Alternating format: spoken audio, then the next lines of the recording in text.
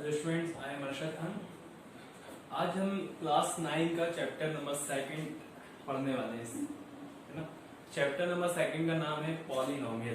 ठीक है, हम पॉलिनोमियल से अच्छी तरीके से फैमिलियर हैं कि पॉलिनोमियल क्या होता है। हम 7 से 8 तक पढ़ते हुए आ रहे हैं, 9th में अगेन पढ़ रहे हैं और 10th में फिर से पढ़ेंगे, है ना। पॉलिनोमियल हमारा पीछा नहीं छोड़ेगा, तो हम भी क्यों छोड़े उसका पीछा। ठीक है, तो पॉलिनोमियल्स को भी हम साथ में लेते हुए चलेंगे और उसके बारे में डिस्कस करेंगे। पॉलिनोमियल्स क्या होता है, ठीक है, किस तरीके से पहचानेंगे। ठीक है, हम 7-8 में भी पढ़ा है, लेकिन हम फिर से अगेन उसको रिकॉल कर लेते हैं। ठीक है, तो और हमारा जो माइंड है वो क्लियर हो जाएगा। तो यहाँ पे मैंने लिखा हुआ है पॉलिनोमियल। ठीक है, इस पॉलिनोमियल को समझते हैं कि पॉलिनोमियल क्या होता है। सिर्फ अभी हम इस वर्ड को अकेले समझेंगे, फिर उसके बाद आगे इसके अंदर क्या क्या है ये सारी चीजें समझेंगे। ठीक है, तो पॉलिनोमियल से समझते हैं पॉलिनोमियल क्या होता है। इस पॉलिनोमियल को मैं 2 टर्म्स में डिवाइड कर देता हूँ, है ना। पहला मैं टर्म्स लिखता हूँ पॉली और प्लस करके मैंने लिखा सेकंड टर्म्स नोमियल। ठीक है, तो अब मैंने क्या करा, इस पॉलिनोमियल को दो टर्म्स में डिवाइड कर दिया। एक का नाम रख दिया पॉली और सेकंड का नाम क्या हो गया, नोमियल। ठीक है, तो पॉली का जो मतलब होता है, पॉली का जो मतलब है वो है मैनी। ठीक है, मैनी मतलब होता है बहुत सारे। ठीक है ना, और नोमियल्स का मतलब है, इसका मतलब होता है टर्म्स। क्या होता है, टर्म्स। ठीक है, तो देखो पॉलिनोमियल को मैंने 2 टर्म्स में डिवाइड किया था। एक का नाम क्या करा, पॉली, और सेकंड का नाम क्या है, नोमियल। तो पॉली का जो मीनिंग मैंने लिखा हुआ है यहाँ पे वो क्या है, मैनी लिखा हुआ है, और नोमियल्स का मतलब क्या हुआ, बहुत टर्म्स। तो इसका हम पूरा हिंदी वर्ड मीनिंग देखें तो हिंदी वर्ड मीनिंग क्या निकलेगा यहाँ से कि बहुत सारे टर्म्स, है ना। पॉलिनोमियल ये कहता है कि उसमें कितने बहुत सारे टर्म्स होंगे। ठीक है, अब टर्म्स ये नहीं कि यहाँ पे मैंने कुछ भी टर्म्स लिख दिया नंबर के फॉर्म में 3 + 4 + 5, तो ये पॉलिनोमियल नहीं होगा। ठीक है, ये पॉलिनोमियल की कैटेगरी में नहीं आएगा। अब क्यों नहीं आएगा, देखिए हर चीज की अपनी अपनी कैटेगरी होती है, उसको पहचानने का एक तरीका होता है। तो ये तो नंबर्स हम पहचान, ये नंबर्स ने अपनी पहचान बताई कि नंबर होंगे, उसके साथ कोई इंग्लिश लेटर नहीं होगा, तो वो नंबर्स कहलाते हैं। ठीक है, ये आपको अच्छी तरीके से पता है कि हम नेचुरल नंबर कहेंगे, क्योंकि नेचुरल नंबर हम जब रैशनल नंबर पढ़ते थे तो उस नेचुरल नंबर में हमने इसको पढ़ा हुआ था चैप्टर नंबर 1 के अंदर कि नेचुरल नंबर है, जितने नंबर्स हैं सारे नेचुरल नंबर होते हैं। ठीक है, तो सेम पॉलिनोमियल भी एक अपनी कैटेगरी है उसकी। ठीक है, उसने भी अपन को बताया है कि आप हमें कैसे पहचानेंगे, है ना। जैसे मैं हूं, मैं आपसे बोलूंगा कि मैं इस तरीके से दिखता हूं तो आप मुझे इस तरीके से पहचानिएगा। ठीक है ना, तो पॉलिनोमियल ने भी हमको बता के रखा हुआ है कि मैं इस तरीके से दिखूंगा तभी आप मुझे पॉलिनोमियल बोलेंगे, अदरवाइज मैं पॉलिनोमियल नहीं हो सकता। ठीक है, ये बोला हुआ है। लेकिन अब पॉलिनोमियल देख लें, पॉलिनोमियल ने क्या बोला है अपने आप को, तो पॉलिनोमियल ने ये बोला है कि मेरे टर्म्स होंगे जो वो इंग्लिश लेटर के फॉर्म में होना चाहिए, कंपलसरी है। इंग्लिश लेटर के फॉर्म में होंगे तो वो पॉलिनोमियल कह सकते हैं हम, है ना। मैं अभी नहीं कह रहा कि कंफर्म वो पॉलिनोमियल ही हो, लेकिन इंग्लिश लेटर जरूर आना चाहिए, है ना। टर्म्स में क्या आना चाहिए, इंग्लिश लेटर। ओनली अकेले नंबर्स होंगे तो वो नेचुरल नंबर कहलाएंगे, पॉलिनोमियल नंबर्स नहीं कहलाएंगे। ठीक है ना, ये अच्छी तरीके से आप नोट कर लीजिए कि जो नंबर्स ओनली नंबर्स के फॉर्म में टर्म्स हमारे पास हैं तो वो पॉलिनोमियल नहीं होंगे, उनको हम नेचुरल नंबर कहते हैं। ये हम रैशनल नंबर में चैप्टर नंबर 1 में पढ़ चुके हैं। अब सेकंड चीज, हम सेकंड चैप्टर में पॉलिनोमियल पढ़ रहे हैं, तो पॉलिनोमियल ने कहा है कि मेरे टर्म्स में इंग्लिश लेटर जरूर होना चाहिए, है ना। इंग्लिश लेटर नहीं होंगे तो पॉलिनोमियल नहीं कह सकते। ठीक है, ये चीज है। तो इसके अंदर अभी क्या है, सिर्फ ओनली नंबर्स हैं, तो नंबर्स हैं तो हम पॉलिनोमियल नहीं कह सकते। इंग्लिश लेटर का मतलब ये है कि हम जहां से अल्फाबेटिकल वर्ड्स स्टार्ट होते हैं फ्रॉम ए से अप टू जेड तक, इन सारे वर्ड्स में कोई सा भी इंग्लिश लेटर किसी भी टर्म्स में आ जाए तो हम उनको कह सकते हैं ये पॉलिनोमियल हो सकता है, मैं भी पॉसिबल, है ना। कंफर्म अभी आपको बता नहीं रहा हूं कि वो पॉलिनोमियल है या नहीं, लेकिन इंग्लिश लेटर आ जाए तो वो पॉलिनोमियल्स के फॉर्म में आ जाएगा। ठीक है, तो मैंने यहाँ कहीं भी 3 के साथ x लिख दिया +4। अब ये पॉलिनोमियल्स की कैटेगरी में आ गया। क्यों आ गया, अब बात की बात है पॉलिनोमियल है या नहीं है, वो अभी आपको जस्ट थोड़ी टाइम बाद मैं आपको बताने वाला हूँ कि पॉलिनोमियल कैसे पहचानेंगे। लेकिन अब पॉलिनोमियल की कैटेगरी में कब आएगा, जब वो इंग्लिश लेटर होगा उसके टर्म्स में। तो यहाँ पे टर्म्स में आपको इंग्लिश लेटर एक्स दिखाई दे रहा है, तो अब ये पॉलिनोमियल की कैटेगरी में आ चुका है। अब यहाँ पे देखना है कि ये पास होने वाला है या फेल होने वाला है, पॉलिनोमियल इसको पास करेगा या फेल करेगा, मींस कि ये पॉलिनोमियल होगा या नहीं होगा, ये चीज हम पहचानेंगे अभी। जैसे कि अब आपने कैटेगरी आपको कोई सा एग्जाम देना हो तो आप उस एग्जाम में आप बैठ गए, एग्जाम आप देने तक, लेकिन अब ये तो गवर्नमेंट डिसाइड करेगी, जो एग्जाम कंडक्ट करा रहा है वो डिसाइड करेगा कि आप पास होंगे या फेल होंगे आपके रिजल्ट के अकॉर्डिंग।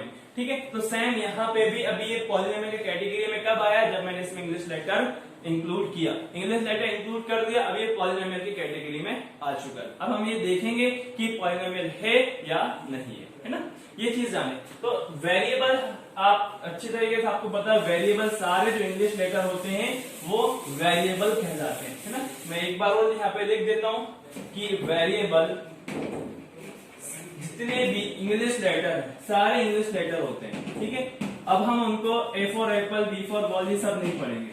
अब हम उसको मैथ्स में क्या पढ़ेंगे, जैसे ए आए, हम क्या पढ़ते इंग्लिश में, क्या ए फॉर एप्पल पढ़ देते थे, लेकिन अब हम मैथ्स में पढ़ेंगे ए का वेरिएबल, है ना।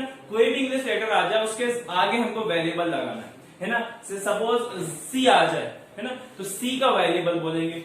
Z आ जाए तो Z का वेरिएबल, X आ जाए तो X का वेरिएबल, Y आ जाए तो Y का वेरिएबल ना। कोई सा भी इंग्लिश लेटर आ जाए बस उसके आगे हमको वेरिएबल लगा के बोलना है। ठीक है, तो वेरिएबल मैंने क्या लिखा हुआ है, इंग्लिश लेटर। सेम एक और होता है कांस्टेंट। ठीक है, अब कांस्टेंट क्या होगा, अब वेरिएबल जैसे इंग्लिश लेटर है तो कांस्टेंट भी एक अपने आप में एक नंबर होता है। तो कांस्टेंट का मतलब ये होता है कि ऐसे नंबर जिनके साथ कोई इंग्लिश लेटर इंक्लूड ना हो, है ना। फिर से बोल रहा हूं, कांस्टेंट नंबर ऐसे नंबर्स होते हैं जिनके साथ कोई भी इंग्लिश लेटर इंक्लूड ना हो। ठीक है, मतलब कोई हमको उसको शरीक नहीं करना कि यार तुम हमारे साथ आ जाओ, कोई दोस्त नहीं होगा, बेचारा अकेला है ना। उसने भगवान ने उनको अकेला ही बनाया है नंबर्स को, तो उनके साथ हमें कोई इंग्लिश लेटर इंक्लूड नहीं करना। इंग्लिश लेटर इंक्लूड नहीं होगा तभी वो कांस्टेंट नंबर कहलाएंगे, है ना। तो यहाँ पे सिर्फ मैं वर्ड में लिख रहा हूं ओनली नंबर्स। ओनली नंबर्स का मतलब ये हुआ कि सिर्फ नंबर्स ही कांस्टेंट कहलाएंगे। सपोज यहाँ पे मैं एग्जांपल लिखता हूं, यहाँ पे 3x लिखा और यहाँ पे 3 लिखा, तो मैंने क्या बोला, कांस्टेंट नंबर्स वो कहलाएंगे जिनके साथ कोई इंग्लिश लेटर इंक्लूड ना हो। तो आपको यहाँ पे 2 नंबर लिखे हुए, मैंने एक 3x लिखा हुआ है और एक 3 लिखा हुआ है। तो आप मुझे बता सकते हैं किसके साथ, ऐसा कौन सा नंबर है जिनके साथ x इंक्लूड या कोई इंग्लिश लेटर इंक्लूड ना हो। यस, ये 3 दिखाई दिया, तो इस 3 बेचारा अकेला है ना, कोई दोस्त ही नहीं है बेचारे का, अकेला रह गया। तो इस अकेले की वजह से इस नंबर को हम कांस्टेंट बोलेंगे। ठीक है ना। और ये जो 3x है ये तो वेरिएबल आ गया, इसके साथ इंग्लिश लेटर आ गया, तो इस 3x को हम कांस्टेंट नहीं बोलेंगे। तो सिर्फ ओनली नंबर्स होना चाहिए तभी वो कांस्टेंट नंबर कहलाएगा। ठीक है, अब एक और जो टर्म्स है पॉलिनोमियल में वो है कोएफिशिएंट। ठीक है, क्या है कोएफिशिएंट, ये मोस्ट इंपोर्टेंट टर्म्स है कोएफिशिएंट पॉलिनोमियल का, कि किसी भी पॉलिनोमियल में हम कोएफिशिएंट कैसे फाइंड आउट करेंगे। तो इसको आप बहुत अच्छी तरीके से समझ लीजिए। कोएफिशिएंट का मतलब ही ये होता है कि मैं आपसे पूछ लूं कि इस नंबर का कोएफिशिएंट बताइए, तो आपसे मैं कोएफिशिएंट पूछूं तो आप जिसका कोएफिशिएंट पूछने वाला हूं बस उस नंबर को छुपा दीजिए और उसके साथ में जो नंबर होगा, साथ में जो लिखा होगा उसी के, वही हमारा कोएफिशिएंट है। कैसे, हम एग्जांपल समझ लेते हैं। मैंने यहाँ पे कहीं लिखा हो 3x। ठीक है, अब इस 3 और x 2 आ गए, तो मैंने आपसे पूछा x का कोएफिशिएंट बताइए। हमेशा है ना कोएफिशिएंट वेरिएबल का निकलेगा, वेरिएबल मींस इंग्लिश लेटर का। तो मैं आपसे यहाँ पे कोएफिशिएंट पूछूंगा तो x का कोएफिशिएंट पूछूंगा, तो x को छुपाना है, x को हाइड कर दीजिए, क्योंकि मैं किसका कोएफिशिएंट पूछ रहा हूँ, x का। ये x को हाइड कर दिया, क्या बचा, आपको क्या दिखाई दे रहा है, 3। यस, तो 3 is the coefficient of x। 3 coefficient होगा किसका, x का। यस, तो मैंने यहाँ पे इसको कोएफिशिएंट लिख दिया। ठीक है, मैं और एग्जांपल्स से आपको अच्छी तरीके से समझा देता हूं। यहाँ पे मैंने अब 3xy लिखा हुआ है ना, 3xy लिखा हुआ है। अब मैं यहाँ भी वेरिएबल का ही आपसे कोएफिशिएंट पूछने वाला हूँ, ठीक है। यहाँ पे क्या लिखा हुआ है, 3xy लिखा हुआ है। तो 3xy में मैंने आपसे पूछा y का कोएफिशिएंट बताइए मुझे, किसका, y का। तो देखिए y का पूछा ना, तो y को छुपा दो, क्या दिखाई दे रहा है आपको, 3x। Yes, 3x is the coefficient of y, मतलब जो 3x है वो कोएफिशिएंट कहलाएगा किसका, y का। अच्छा, मैंने आपसे पूछा x का कोएफिशिएंट बताइए, तो फिर क्या करेंगे आप, x को छुपा दीजिए। मैंने ये x को छुपा दिया, अब आपको क्या क्या दिखाई दे रहा होगा, 3 और y। यस, तो 3y is the coefficient of x, ठीक है, ये होगा। अच्छा, मैंने आपसे पूछा था x y का कोएफिशिएंट बताइए, किसका कोएफिशिएंट बताना है, मुझे x y का बताना है। तो अब हम क्या करेंगे, x y का कोएफिशिएंट पूछ रहा हूं आपसे, तो आप x y को छुपा दीजिए, क्या बचा, 3। तो हमारा x y का कोएफिशिएंट क्या कहलाएगा, फिर 3, ठीक है। इसी तरीके से अच्छा 2 या 3 लोग दोस्त हो, कितने, 3 फ्रेंड्स हैं। मैं 3 फ्रेंड्स के नाम लिख देता हूं यहाँ पे। एक का नाम लिख दिया रोहित, सेकंड का नाम लिख दिया अमन, और थर्ड का नाम लिख दिया युवराज, ठीक है। ये मैंने 3 नाम लिखे हुए, ये तीनों फ्रेंड्स आपस में, है ना, रोहित, अमन एंड युवराज। अब मैंने कोएफिशिएंट पूछने वाला हूं आपसे, है ना, आपके भी दोस्त हो सकते हैं। अब मैं आपसे कोएफिशिएंट पूछूंगा, तो युवराज जो है इसका कोएफिशिएंट आपसे पूछूंगा, तो युवराज को हमको क्या कर देना है, हाइड कर देना। युवराज भैया आप चले जाओ, चलेगा भैया साहब। अब कौन कौन बचे, रोहित और अमन, तो ये रोहित अमन इज द कोएफिशिएंट ऑफ युवराज, मतलब ये दोनों दोस्त हैं किसके, युवराज के दोस्त हैं, ठीक है। अब मैं आपसे पूछूं अमन के दोस्त बताइए, तो अमन के दोस्त बता, अमन का तो हमने नाम ले दिया है, अब अमन के जो बाकी उसके साथ हैं वो फ्रेंड्स कहलाएंगे, ठीक है। तो मैंने अमन को क्या कर दिया, हाइड कर दिया, छुपा दिया। अब कौन बचा, रोहित और युवराज। तो सेम यही हम मैथ्स में बोलेंगे कि अमन का कोएफिशिएंट बताइए, तो अमन को हमने हाइड किया, क्या बचा हमारे पास, रोहित एंड युवराज। तो रोहित युवराज इज द कोएफिशिएंट ऑफ अमन। अब सेम एज इट इज मैं रोहित का भी पूछ सकता हूँ, मैं आपसे पूछूं रोहित का दोस्त बताइए, कौन कौन है आपके पास रोहित के दोस्त, तो आप कहेंगे सर रोहित के दोस्त हैं अमन और युवराज। तो ऐसे में मैं ऐसा पूछूं कि रोहित का कोएफिशिएंट आप बताइए, तो रोहित को हम हाइड करेंगे, अमन और युवराज बचा, तो Aman Yuvraj is the coefficient of Rohit, ठीक है। तो ये हमारे इस तरीके से हम कोएफिशिएंट निकालते हैं पॉलिनोमियल्स के अंदर, ठीक है। तो ये तीनों चीजें आज हम इस वीडियो में डिस्कस करी हैं। अब अगला इसके बाद जो है क्वेश्चंस आंसर्स हैं, वो नेक्स्ट वीडियो में आपको मैं बता दूंगा, उसको डिस्कस कर देंगे सारे क्वेश्चंस आंसर चैप्टर्स नंबर 2 के, ठीक है। अब ये जो चैप्टर्स है, चैप्टर नंबर 2 है, मैंने आपको तीनों चीजें बताई, वेरिएबल, कांस्टेंट एंड कोएफिशिएंट। तो ये सारी चीजें आई होप आपको समझ में आ गई होंगी, है ना। अब इसके बाद जस्ट अब पॉलिनोमियल्स की कैटेगरी होगी। मैंने आपको बताया कि पॉलिनोमियल्स ने कैटेगरी के फॉर्म में इनको डिवाइड किया हुआ है, ठीक है। अब कैसे, पहले on the basis of terms, उसने एक डिवाइड किया हुआ है on the basis of terms में, है ना, on the basis of terms, मतलब पॉलिनोमियल्स के जो नेम है वो पहले टर्म्स के अकॉर्डिंग भी उसके नाम है ना। टर्म्स के अकॉर्डिंग कैसे कि एक टर्म्स होगा तो क्या नाम होगा उसका, 2 टर्म्स होगा तो क्या नाम होगा, है ना, 3 टर्म्स होंगे तो क्या नाम होगा उसका, है ना। लेकिन पॉलिनोमियल्स भैया ने क्या कह दिया कि ये 3 के बाद ना मैं अपना खुद ही नाम रखूंगा, है ना, बस आप 3 साल तक के लिए वैलिड हो, उसके बाद 3 साल जैसे ही हो उसके बाद 4th ईयर आएगा तो हम मेरे ही नाम कहलाएगा। 4th ईयर से लेकर कभी भी कितने ही नंबर्स आ जाए उसके अंदर, कितने ही टर्म्स आ जाए, है ना, तो वो मेरा ही नाम कहलाएगा पॉलिनोमियल, ठीक है। बस आपको मैं 3 साल तक दे रहा हूं, एक फर्स्ट टर्म्स के लिए, एक सेकंड टर्म्स के लिए, एक थर्ड टर्म्स के, तो 3 टर्म्स आपको मैं नाम रख देता हूं अलग अलग। लेकिन जैसे ही 4th टर्म आ जाए, 5th टर्म आ जाए, 6th आ जाए, 7th आ जाए, 8th आ जाए, कितने भी आ जाए, लेकिन थर्ड के बाद जो भी टर्म्स, जितने भी टर्म्स होंगे वो सारे पॉलिनोमियल कहलाएंगे, मतलब मैं कहलाऊंगा, मैं पॉलिनोमियल हो गया तो मैं कहलाऊंगा। तो ये पॉलिनोमियल ने पहले कह दिया किससे, on the basis of terms के अकॉर्डिंग। लेकिन वो लड़ रहे थे भाई, एक फर्स्ट टर्म्स लड़ रहा था पॉलिनोमियल्स नहीं हमें कोई अपना नाम दो, है ना, सेकंड टर्म्स वाला भी लड़ रहा था, फाइट कर रहा था पॉलिनोमियल्स नहीं हमें भी अब कोई नाम दो, थर्ड टर्म्स वाला भी उससे फाइट कर रहा था नहीं हमें भी कोई नाम दो, ठीक है। तो फिर क्या किया पॉलिनोमियल ने, सबको नेम्स दे दिए, है ना, फर्स्ट सेकंड थर्ड। फिर उसने बोला कि भाई थर्ड के बाद मेरा ही नाम होगा चाहे कितने भी टर्म्स हो जाए, 3 के बाद। तो देखिए first term on the basis of terms के अकॉर्डिंग, जिसमें ओनली 1 टर्म्स होगा। कितने?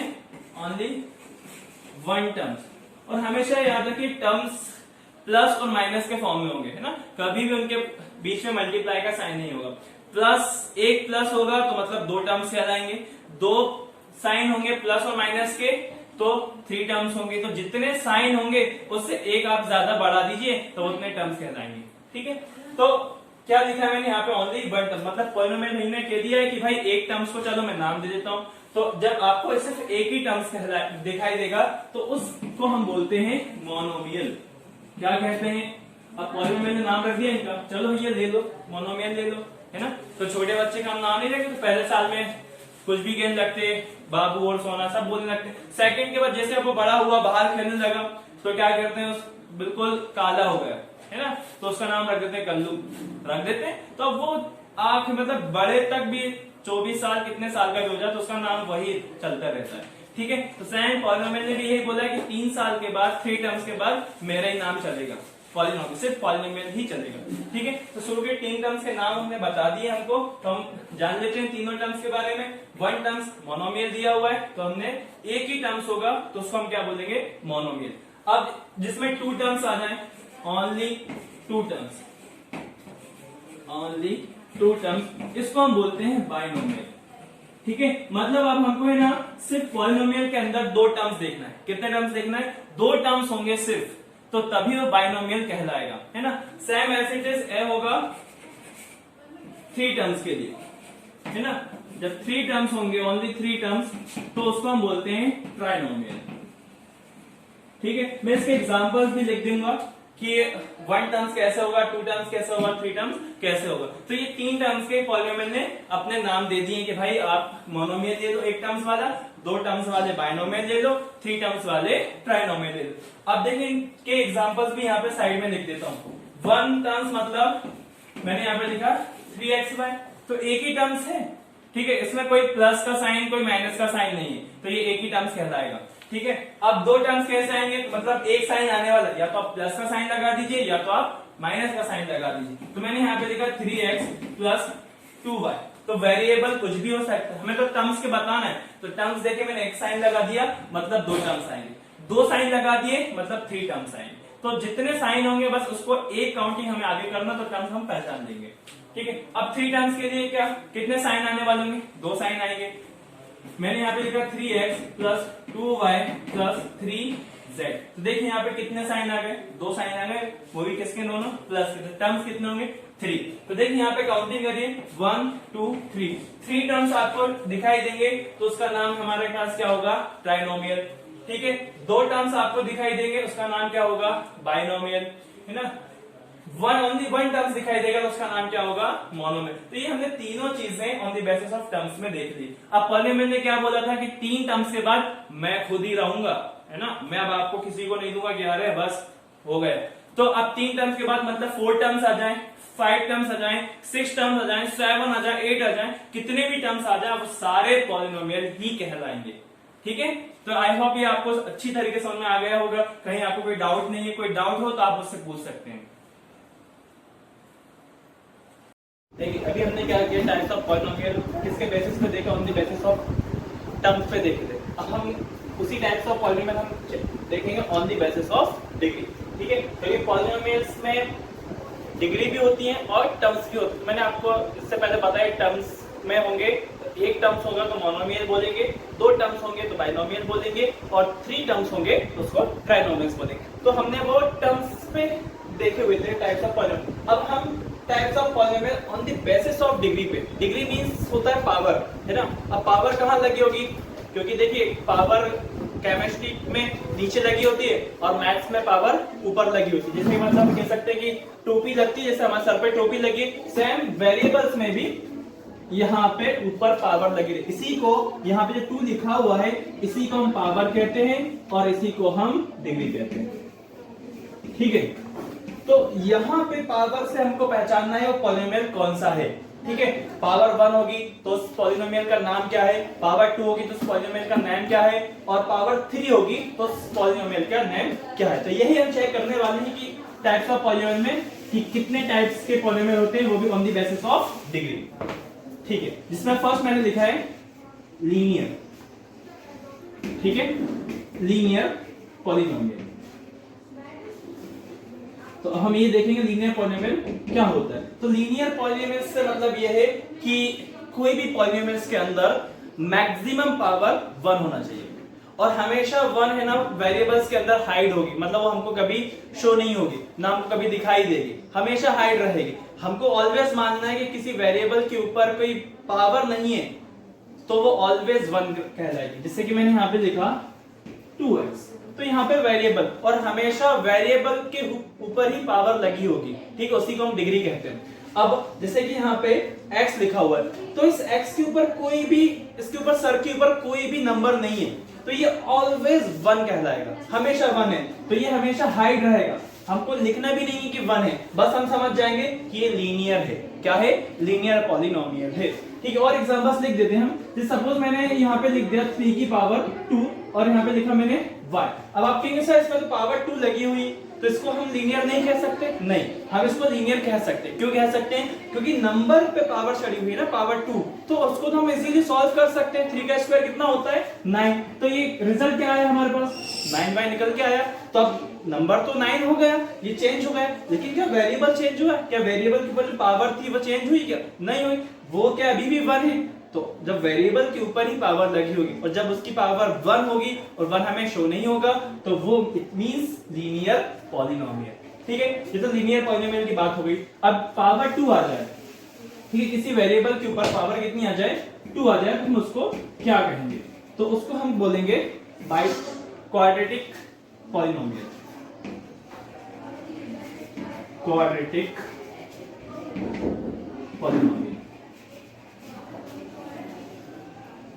ठीक है। तो क्वाड्रेटिक पॉलिनोमियल कैसे समझेंगे? मैक्सिमम पावर, ठीक है, मैक्सिमम पावर 2 होना चाहिए। किसी भी पॉलिनोमियल्स के अंदर वेरिएबल्स में सबसे ज्यादा पावर आपको 2 दिखाई दे, तो उस पॉलिनोमियल का नाम होगा क्वाड्रेटिक पॉलिनोमियल। एग्जांपल ले लेते हैं हम। जैसे मैंने यहां पे लिखा 3x² प्लस 4x प्लस 5।